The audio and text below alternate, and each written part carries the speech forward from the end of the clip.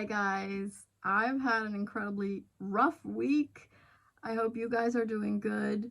We're talking about the upcoming full moon in Taurus at 13 degrees of that sign occurring November 5th. And only a few days later, 4 days later, Mercury is going retrograde and will stay in retrograde until the end of this month, November 29th. So when Mercury goes retro, this is like a warning from the stars, and we need to slow down. We need to watch our communication. We need to watch our words. We need to watch the information field. And I've personally been going through a whole escapade of hacking. As you know from the last video, my Instagram was hacked, and now I've been a little bit,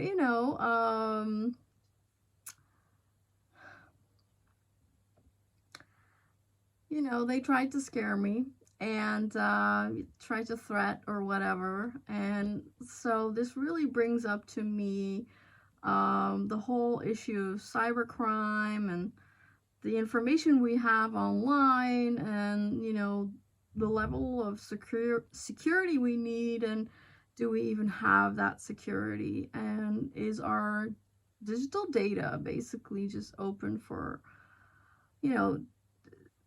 to see for a lot of people, unfortunately, with the data leakages and all that occurs, unfortunately very frequently.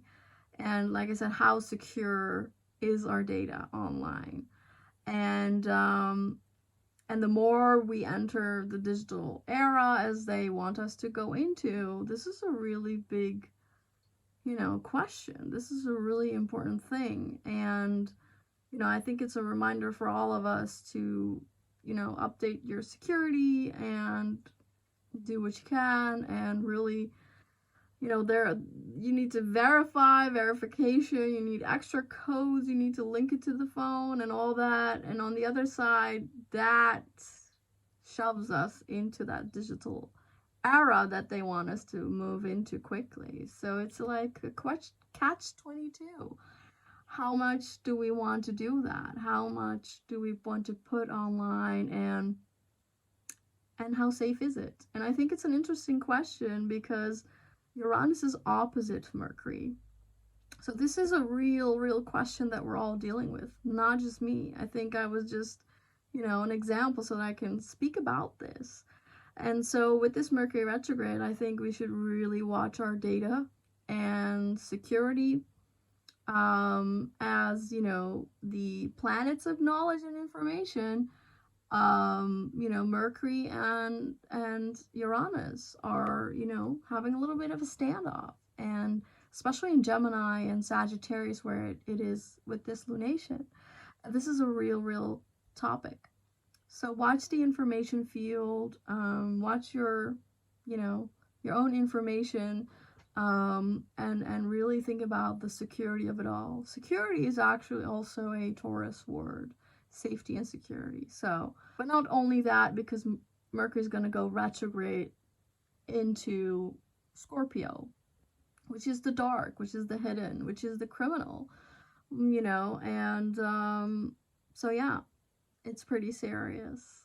And as it does that, interestingly, also Uranus goes retrograde. Well, it still is retrograde, right? But this week is important because Uranus is going to regress, go back into Taurus, and is wrapping up its Taurus story.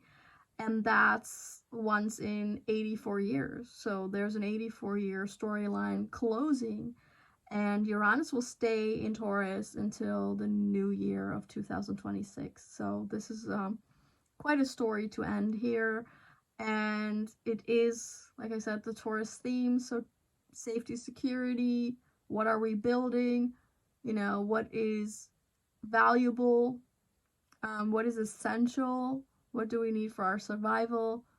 And just the earth realm of how important that is or not, or what do we value and therefore want to really build and make sure that is in our lives. And of course, Taurus is about also relationships and love. So let's not forget that. And just that safety we need to survive. You know, the basic needs we have: food, shelter, but also relationships. You know, feeling taken care of and not having to fight every second for your survival. There's a softness and slowness that Taurus wants and needs, and so that's what we're looking at with this full moon.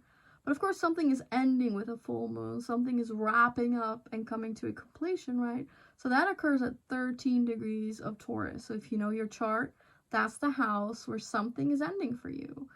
And if you have anything at 13 degrees of Scorpio or Leo or Aquarius, give or take a couple degrees before and after, then this full moon is important for you because something is ending.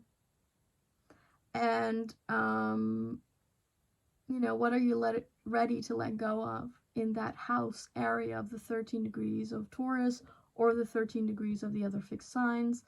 And like I said, that's approximately, like, let's say 10 to 15 degrees, I would say, 10 to 16 degrees of the fixed signs that are really at play here. And I want to keep this video a little bit short, so I'm going to go into the main things. But there's a lot going on, as you can see in the chart. There are a lot of lines, there are a lot of geometry going on. That means the chart is very busy. There's a lot going on. And it's a crisscross energy, so that's something we know. The main geometry that this full moon is making is a mystical rectangle, which means there are two oppositions going on. One is natural, it's a full moon, so the moon is opposite the sun. And the other opposition that's also natural is the north node and the south node, which is about our destiny, our fated journey, what we need to learn and what we need to let go of, the karmic and dharmic axis, right? So those two oppositions are having a harmonic connection. So the oppositions are working together. So this full moon is working with the nodes, and the harmonics makes it easier. So we kind of break down those two oppositions. And that would mean that even though we feel a nudge and some difficulty and some discomfort, perhaps because of the oppositions, we are also looking very much into building what is fated for us. And we want to look at the dreams we have, dreams that have endurance, you know, that are here to last for a long time. And the sustainability of those dreams and the reality that we want it to be, you know. This is where we bring the dreams into reality. And I think the focus is really about your values. What is that important thing or matter in your life that you can't live without, basically? And either it's something, because it's a full moon, that something is ending about that fated matter, about something you perhaps were building and it isn't aligned with your, you know, fate anymore, or that chapter completes and then the new starts. So key words here is sustainability, endurance, dreams, and building of what matters. And it's either an end to that, completion to that, or something really big that you achieve around this time of this lunation. So, and a full moon is always a time before, so it's more the days before that are really, really important, that we really feel the moon the strongest. And, you know, of course, it's also a very important moment to detox and let go, as that's the phase of a full moon. And especially because on the opposite side, of course, the sun is in Scorpio. So this is about purging and, you know, letting go of those Scorpio claws which is difficult. And it's difficult for the fixed signs. So this is not an easy let go, right? This is about something that we dearly wanted to hold on to, but that just doesn't, it's not working anymore. The ruler of Taurus is, of course, Venus. And she's making a lot of, aspects. She is opposite Chiron. She herself is in Libra at 28 degrees. Chiron on the opposite side is with Eris, an asteroid or dwarf planet, actually. Equivalent to sort of the female Pluto, and she could represent, especially in Aries, some aggression, chaos. She is the goddess of discord, so she goes against, and she makes sure she gets noticed for her opinions, her point of view. And even though Aries energy can really escalate, so and maybe there's a danger to the aggression and to the fierceness, but it's that feminine suppressed energy that, especially with Venus on the opposite side, it means that the feminine energy feels some kind of a rage, an anger, that comes from a deep wound, with Chiron, about insecurities, about, not feeling free in the feminine energy, and feeling excluded, and perhaps not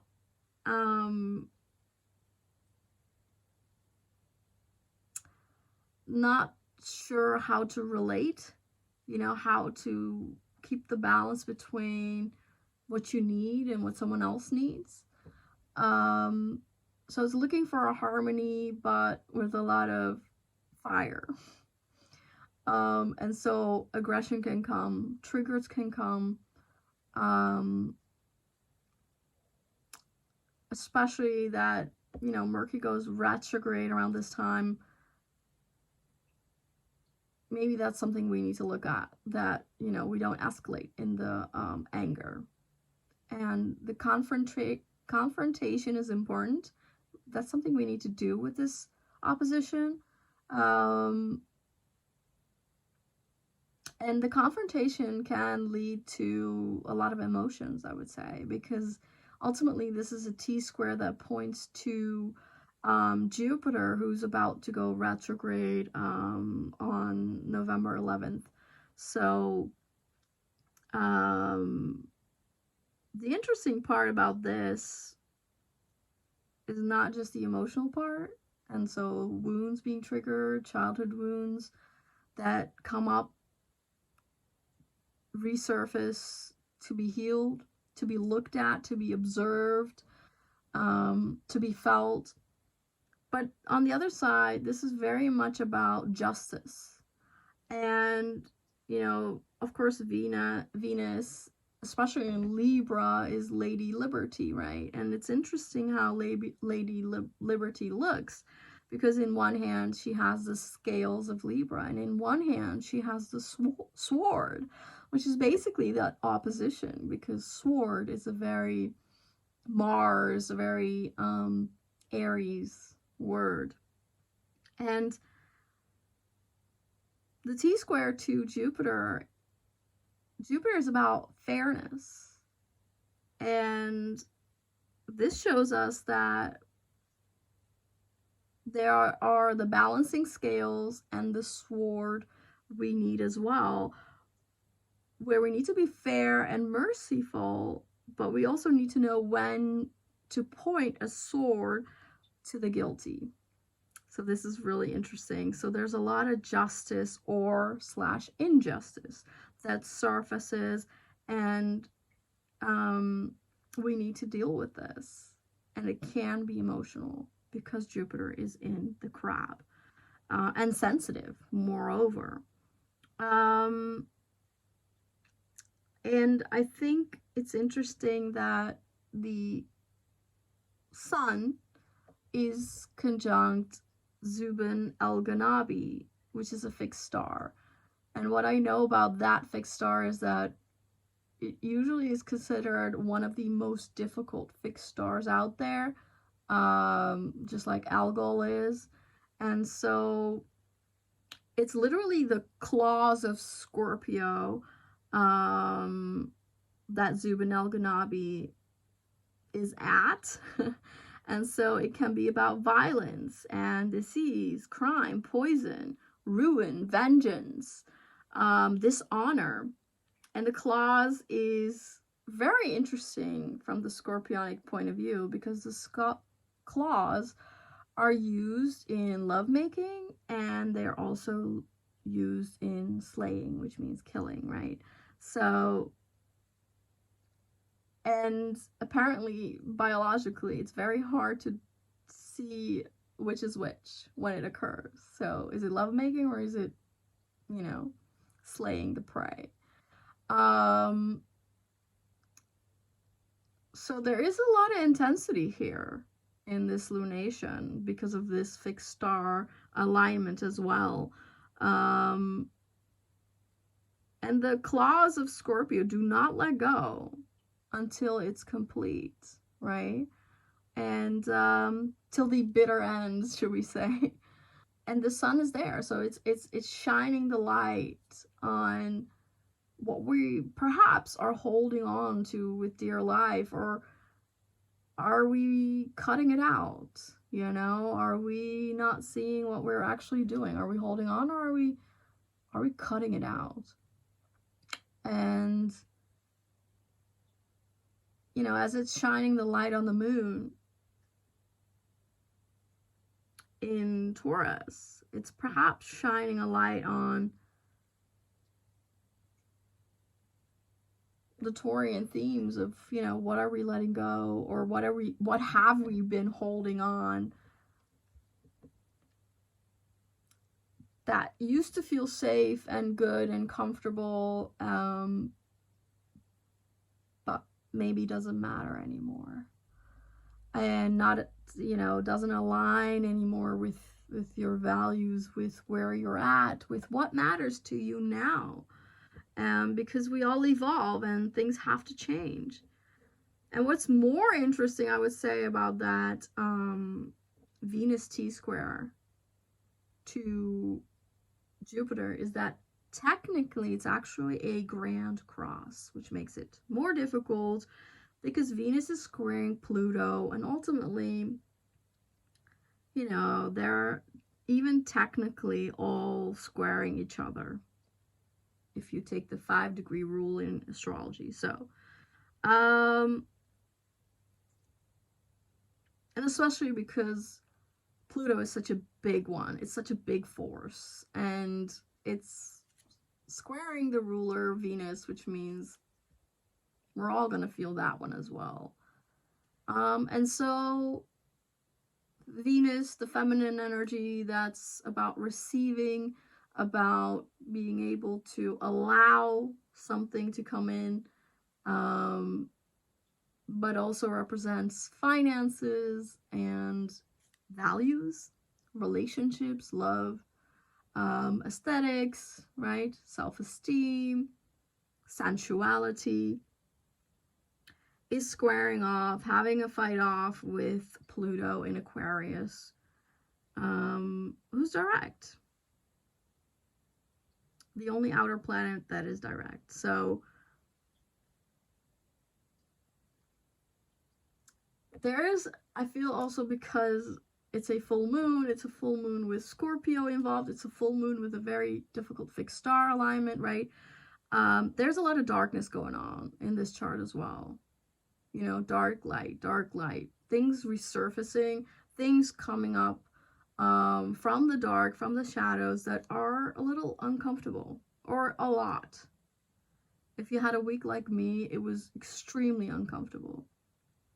Like, very, very uncomfortable. The problem with Scorpio, where the sun is at and that fixed star is at, is that, you know, of course it governs massive topics such as death and transformation. And so you could literally also feel that something is so dying off. And it's could be part in yourself, which is just as difficult to feel, or something in your surrounding. Um, 2025 is a big year of saying goodbyes anyway, you know, and that's just being reiterated by Mercury going retrograde, Uranus going back into Taurus for the last time, Neptune is back for the last time in Pisces, Saturn is there back in Pisces as well for the last time in 28, 30 years. We are wrapping up a lot this year. And it's heavy. And I feel this full moon is one of those that feels a little heavy. There's a lot going on. Others, there's a kite to Pluto. If you're interested, puzzle it out and see it in the chart. There's also a strong opposition between Uranus and Mars and Mercury. This is really difficult. This is part of the Mercury retrograde story. And also, because Mars is there, this is unfortunately accident prone. This is difficult surprises, uncomfortable things coming out of left field. So you want to be really careful in traffic. You want to be really careful with sharp objects. And you don't want to do things out of the ordinary, or there's not much control that you have with such a thing, but you just want to be a little bit more slow and careful, I think. And then there's also an opposition, with the mystical rectangle here is also with Pluto and Jupiter. There's also a big trine still between Mars, Jupiter, and, the whole thing in Pisces. There's a lot going on, like I said. It's busy, it's intense, it's difficulty, and it's also, like I said, think about safety and security for yourself. What do you want to be safe and secure about? What is absolutely important to you? Stick to that. What's important? What's your value? What's essential? Make sure you have that in your life, and let's survive this one, so to speak. So, I'm not religious, but, I am faithful. So, yeah. Take care and have a lovely Taurus full moon, and see you soon, hopefully.